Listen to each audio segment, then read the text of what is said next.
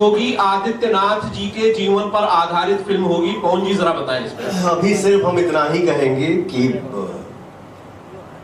कुछ समय हम साथ में थे बद्री भाई के, तो और विक्रम भैया हैं, बद्री जी हैं, तो अभी फिल्म के सिर्फ नाम सेलेक्ट भइल बा। स्टोरी का रही ये हम लोग बाद में सोचेंगे, उस पर वर्कआउट करेंगे।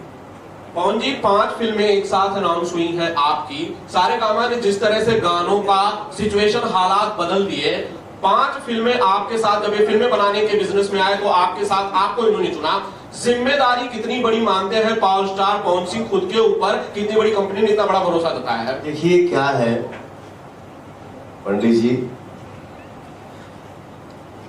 काम कोई भी हो, वो सिंगिंग हो या एक्टिंग हो, हमारे लिए पूजा है। और किस काम को हम कैसा करते हैं, ऑडियंस हमार जौन हमार भगवान हमें कितना प्यार मिलल, जेके सबसे ज्यादा प्यार मिल जाए वो हमारा फेवरेट हो जाएगा।